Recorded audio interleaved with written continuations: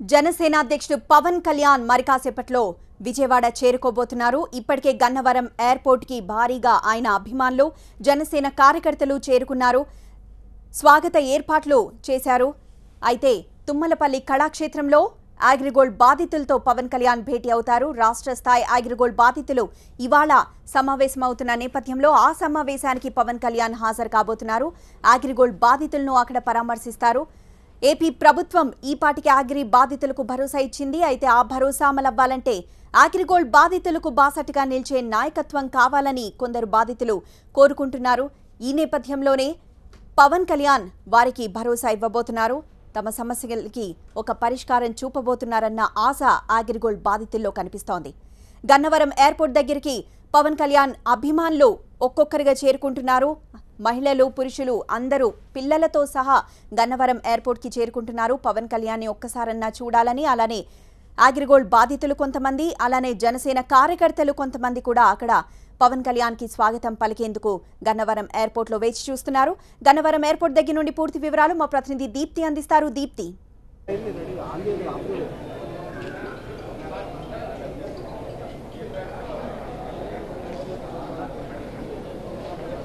Phone cut అయింది.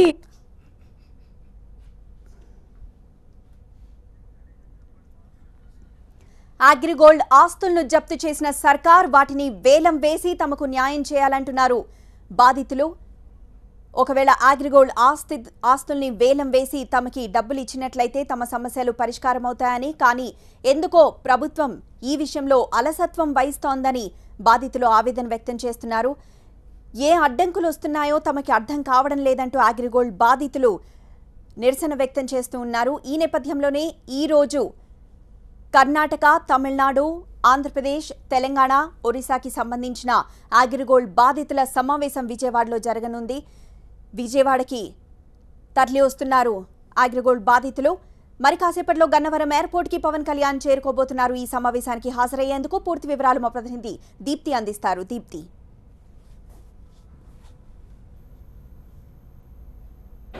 Yes, మనం ఇప్పుడు చూస్తున్నాము విజువల్స్లో పవన్ కళ్యాణ్ ఇప్పుడే వచ్చినట్లుగా తెలుస్తోంది. అక్కడ అరైవల్ 3 పాయింట్ దగ్గర నుంచి పవన్ కళ్యాణ్ ఫ్లైట్ నుంచి దిగారు, స్పైస్ జెట్లో ట్రావెల్ చేశారు అని తెలుస్తోంది. ఇప్పటికే భారీ బందోబస్తు ఏర్పాటు చేయడం కూడా మనం చూస్తున్నాము. ఎక్కడికక్కడ బౌన్సర్లని, అలాగే పోలీస్ యంత్రాంగం కూడా రియాక్ట్ అవుతున్నారు. ఎటువంటి చిన్న అపశృతి కూడా పలకకుండా ఉండే విధంగా తీసుకోవడం చూస్తున్నారు. ఇక్కడ ఉన్న ఫ్యాన్స్ అందరూ కూడా జై పవన్ కళ్యాణ్, జై పవన్ కళ్యాణ్ అంటూ అక్కడ మాట్లాడడం మనం చూస్తున్నాం. ఈ నేపథ్యంలో పవర్ స్టార్ పవన్ కళ్యాణ్ ఇక్కడికి రావడం, అలాగే అగ్రిగోల్డ్ బాధితులందరికీ కూడా ఖచ్చితంగా ఆయన యొక్క మద్దతు ప్రకటిస్తాను అని చెప్తున్న నేపథ్యంలో మనం ఇక్కడ క్లియర్ గా విజువల్స్ లో చూడొచ్చు. Power star Pawan Kalyan reach అవ్వడం కూడా మనం చూస్తున్నాం.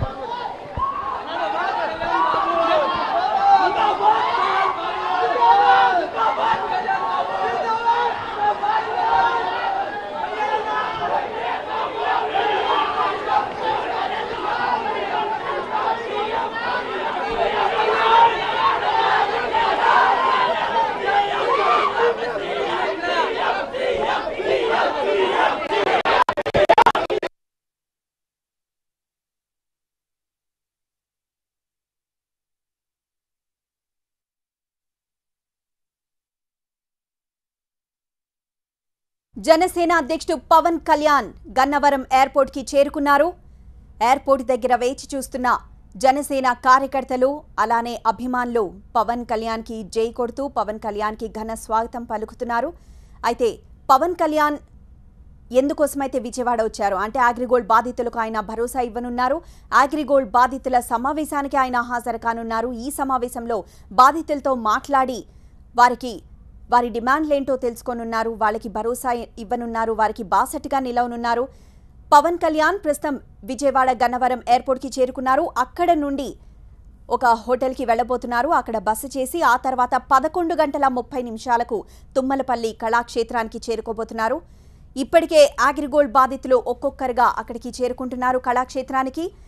వివిధ రాష్ట్రాలకు చెందిన కర్ణాటక, తమిళనాడు, ఆంధ్రప్రదేశ్, తెలంగాణ, ఒరిస్సాకు చెందిన అగ్రిగోల్డ్ బాధితులు విజయవాడకి ఇప్పటికే చేరుకున్నారు.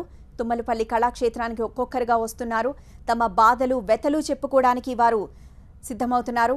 రాష్ట్ర స్థాయి అగ్రిగోల్డ్ బాధితులు ఈ రోజు సమావేశమవుతున్న నేపథ్యంలో ఈ సమావేశంలోనే పవన్ కళ్యాణ్ అగ్రిగోల్డ్ బాధితులను పరామర్శిస్తారు. అలానే ఏపీ ప్రభుత్వం ఈ పాటికే అగ్రిగోల్డ్ బాధితులకు ఒక భరోసా ఇచ్చింది.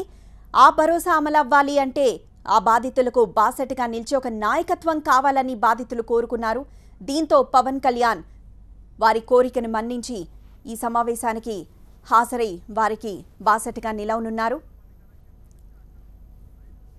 ఇక తుమ్మలపల్లి కళాక్షేత్రానికి బాధితులు ఒక్కొక్కరిగా చేరుకుంటున్నారు. ఇప్పటికే బాధితులు అక్కడికి చేరుకొని పవన్ కళ్యాణ్కి స్వాగతం పలికేందుకు అలానే తమ గోడు వినవించుకునేందుకు అక్కడికి చేరుకున్నారు.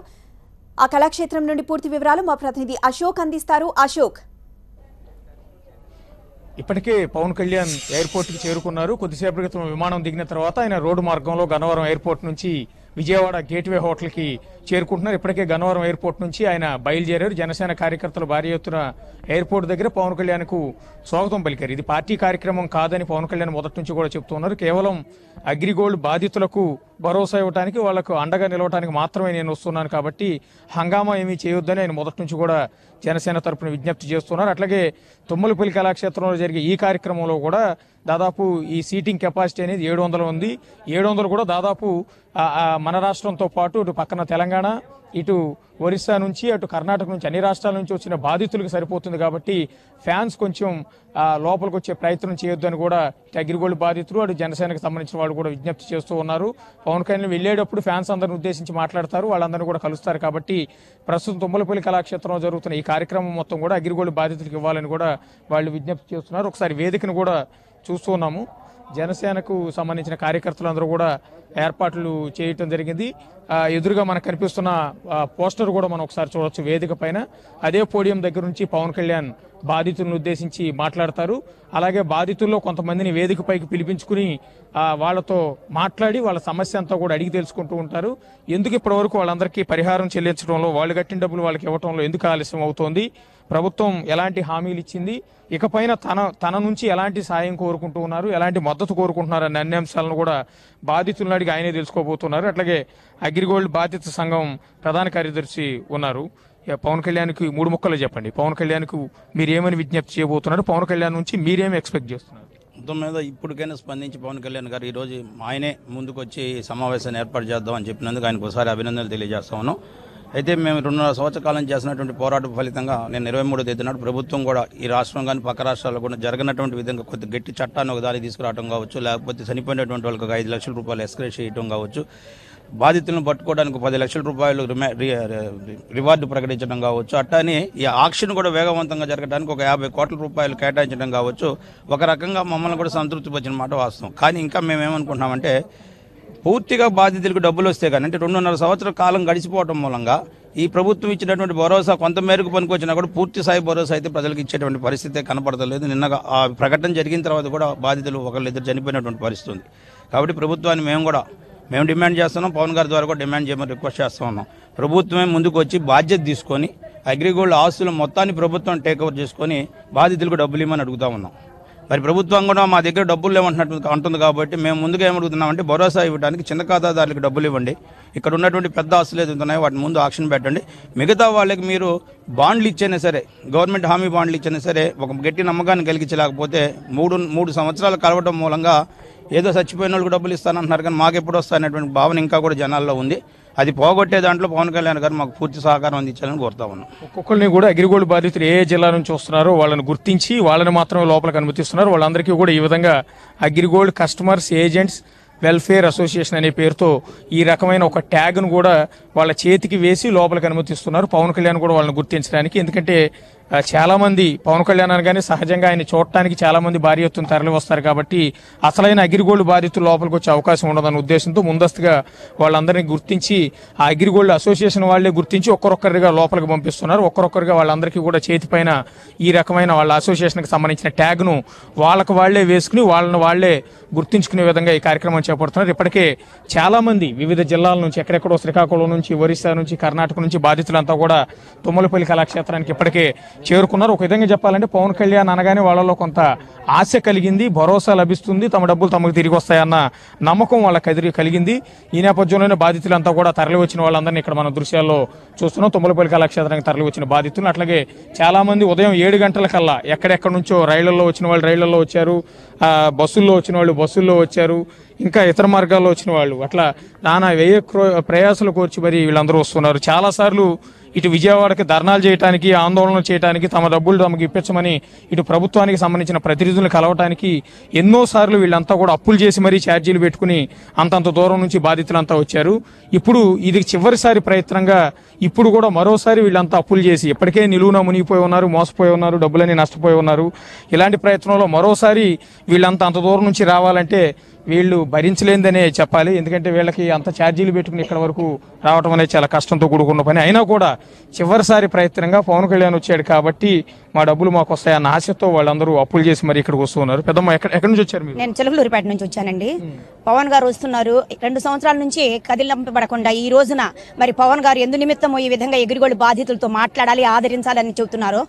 ప్రభుత్వం కోసం మరి పవన్ గారు ఆ రోజున ఎలక్షన్ల సమయంలో చంద్రబాబు నాయుడు గారికి కానివ్వండి, అటు చూస్తేనేమో బీజేపీ నాయకులకు కానివ్వండి సపోర్ట్ ఇచ్చేసి ఆయన గెలిపించడానికి కారణమయ్యారు. కాబట్టి మరి 2.5 సంవత్సరాల తర్వాత వాళ్ళ జగన్ గారు ఇక్కడికి వస్తున్నారు, ఆయన మా వేదన వింటారు అని ఇప్పటి వరకు మరి 2.5 సంవత్సరాల నుంచి కస్టమర్స్ కానివ్వండి, ఏజెంట్లు కానివ్వండి వీధుల్లో పడి మా ప్రాణాలు కానివ్వండి, మా ఉన్న ఆస్తులను కూడా మేము అమ్ముకొని మరి కస్టమర్లకు ఇచ్చుకొని ఈ రోజున మేము ఛార్జీలు పెట్టుకొని రావడానికి కూడా లేని పరిస్థితుల్లో మేము ఉన్నప్పుడు ఈ రోజున ఆఖరి ఆయుధంగా ఈ రోజు జగన్ గారు వస్తున్నారు కాబట్టి, పవన్ కళ్యాణ్ గారు వస్తున్నారు కాబట్టి ఆయన ఏ విధంగా మాకు భరోసా ఇవ్వబోతున్నారు, ఆయన ఏ విధంగా మమ్మల్ని ఆదుకోబోతున్నారు అని మేము ఈ రోజు మాట్లాడాలని పవన్ గారి కోసం మేము వచ్చామండి.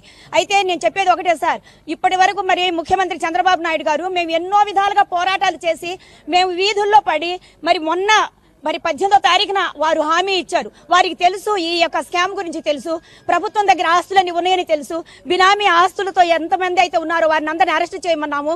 మరి ఇప్పటి వరకు ప్రభుత్వం కదిలించబడకుండా ఇంతమంది 107 మంది చనిపోవడానికి కారణం ప్రభుత్వం వాళ్ళయ్యారండి. సిఐడి కానివ్వండి, మరి డిఐజీ వారు కానివ్వండి, ఎవరైతేనే ప్రభుత్వం వారు ఇంత పెద్ద స్కామ్ జరిగింది కదా.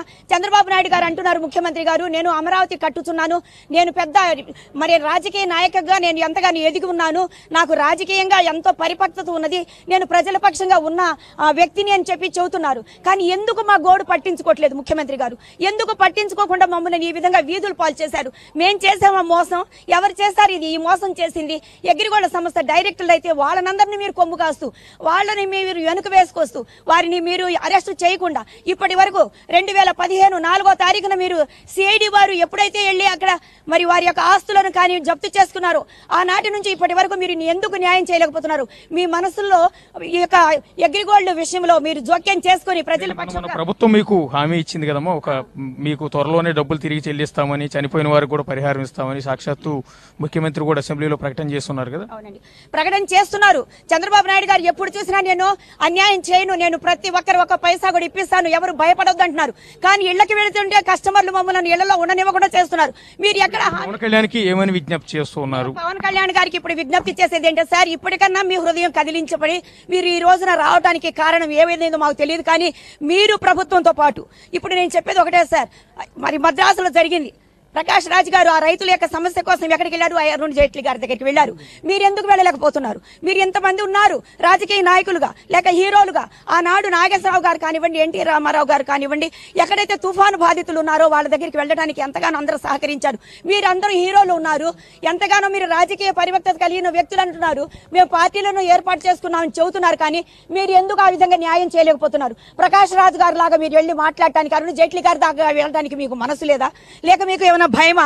మీరు మోదీ గారి దగ్గరికి వెళ్ళేసి మా పరిష్కారాన్ని, ఈ సమస్య యొక్క పరిష్కారాన్ని మీరు చేస్తారని ఆ యొక్క మనసుతోనే మేము వచ్చాం. మిమ్మల్ని ఆ విధంగా ప్రాధాయపడటానికనే మేము వచ్చామండి. అందుకే మరికొంతమంది మహిళలు కూడా ఉన్నారు ఇక్కడ. అమ్మా ఏం చెప్తారు? ఎక్కడి నుంచి వచ్చారమ్మా మీరు? ఎక్కడి నుంచి వచ్చారు? విజయనగరం జిల్లా నర్సిపురం గ్రామానికి చెందిన వాళ్ళం సార్. పార్వతీపురం మండలం నర్సిపురం గ్రామానికి చెందిన వాళ్ళం. ఏంటి సార్ 2.5 సంవత్సరాలుగా ఈ సమస్యను ఎవరికి తెలియదంటూ లేదు సార్. ప్రతి ఒక్కరికి తెలిసిన సమస్య. అగ్రిగోల్డ్ ఏజెంట్సే వీధిని పడ్డారు తప్పితే అందరూ బాగానే ఉన్నారు సార్. ఏజెంట్స్ ఏంటంటే తలెత్తుకోలేని పరిస్థితి. ఊర్లోనికి వెళ్తే ఎక్కడ కొడతారో ఎక్కడ తిడతారో, లేదంటే ఎంతమంది చుట్టాలు ఉన్నా సరే ఏ ఫంక్షన్కి వెళ్తే చాలు వచ్చి మా డబ్బులు ఇస్తారా లేదంటే మీ ఆస్తులను మేము హ్యాండ్ ఓవర్ చేసుకోవాలా, మీరు కట్టించుకున్నారు మాకు ఎవడో ఆడు తెలియదు, ఎవడో నాకు తెలియదు, నిన్ను చూసి మేము కట్టాం, నువ్వు డబ్బులు ఇస్తావా లేదంటే ఇంకేమైనా ఉందా, మీరు ఈ ఆస్తుల మీదకి వచ్చారంటే మీకు అధికారం లేదు, మేము ఈ ఆస్తులన్నింటినీ మేము హ్యాండ్ ఓవర్ చేసుకుంటామని చెప్పి ప్రతి ఒక్క ఏజెంట్స్ని కూడా కస్టమర్స్ అందరికీ ఉన్న సమస్య సార్ ఇది. చాలా మంది వాళ్ళకి. కానీ ప్రభుత్వం హెల్ప్ చేస్తానంటుంది. హెల్ప్ చేస్తే మంచిదే సార్. కానీ 2.5 సంవత్సరాలుగా ఎంతమంది బాధితులు ఉన్నారని తెలిసినా కూడాను ప్రభుత్వం చేయాల్సిన పని అయితే ఇంతవరకు మనసు పెట్టి చేస్తుంటే ఇంతవరకు ఈ సమస్య ఉండేది కాదు సార్. పైసలతో సహా ఇస్తానన్న ప్రభుత్వం ఈ రోజున సంస్థ ఆగిపోయిన నుంచి ఒక్క క్షణం రోజులో ఇన్ని సంవత్సరంన్నరలో ఒక్క రోజైనా సరే ఈ సమస్య మీద దృష్టి పెట్టుంటే చంద్రబాబు నాయుడు గారు ఈ సమస్య ఈ ఒక్క అరగంటలో అతను కూర్చొని ఆలోచించినా సరే ఈ సమస్య ఈజీగా సాల్వ్ చేయగలరని నమ్మకం అయితే నాకుంది సార్. చంద్రబాబు నాయుడు గారికి అయితే ఇది పెద్ద సమస్య కాదు సార్. ఇది అగ్రిగోల్డ్కి ఉన్న ఆస్తులు ఉన్నాయని ప్రతి ఒక్కరికి తెలుసు. ఉన్న ఆస్తులను అమ్మిమ్మంటున్నాం కదా సార్. మేము టీఏలు ఇమ్మనట్లేదు, డిఏలు ఇమ్మట్లేదు, లేదని మాకు జీతాలు పెంచండి అని అడగట్లేదు. మేము కట్టిన డబ్బులు మాకు ఇప్పించండి అని అడుగుతున్నాం కదా సార్ గవర్నమెంట్ని. మేము డిఏలు ఇమ్మన్న వాళ్ళకి ధర్నాలు చేస్తే ఒక్కరోజు రోడ్ల మీద పెడితే వెంటనే జీతాలు పంపించేస్తున్నారు. అలాంటిది కూర్చొని ఫ్యాన్ల కింద ఏసీల్లో కూర్చొని ఉన్న వాళ్ళకి జీతాలు పెంచేస్తున్నారు. అలాంటిది ఈ రోజు 16 రోజులు నిరాహార దీక్షల్లో కూర్చుంటే ఒక్కరికి కూడా జ్ఞానోదయం లేదు సార్. అసలు మైండ్ ఉన్న వాళ్ళు ఎవరైనా సరే మానవులే కదా, అందరూ కూడా మానవులే. అందరికీ కూడా తిండి నిద్ర ఆహారం అలవాట్లు ఉంటాయి కదా. ఎలాంటి తిండి నిద్ర మానేసి రోడ్ల మీద పెడితే ఒక్కరోజు కూడా చంద్రబాబు నాయుడు గారు కానీ ఆ పక్కన ఉన్నటువంటి వాళ్ళని కానీ పంపించి ప్రజల సమస్యను తీర్చుకోవాల్సినటువంటి సమస్యని అతనైతే ఏ రోజు మాకు చేయలేదు సార్. పవన్ కళ్యాణ్ వచ్చిన తరువాత మీ డబ్బులు మీకు తిరిగి వస్తాయన్న ఆ భరోసా గానీ ఆ నమ్మకం గానీ కనిపిస్తుందా సార్? ఉందని ఇంతవరకు కూడా ప్రభుత్వం హెల్ప్ చేస్తుంది అనుకుంటున్నాం. ఇలాగ అందరూ కూడా ప్రభుత్వ నిర్లక్ష్యం తమను ఎంత బాధ పెడుతుందో పవన్ కళ్యాణ్ రాక అంతే సంతోషపెడుతుందని పవన్ కళ్యాణ్ ఈ విషయంలో స్పందించడంతో తమకు సంతోషం కలుగుతోందని, ఖచ్చితంగా తమ ప్రాబ్లం సాల్వ్ అవుతుందని అక్కడ బాధితులు అంటున్నారు.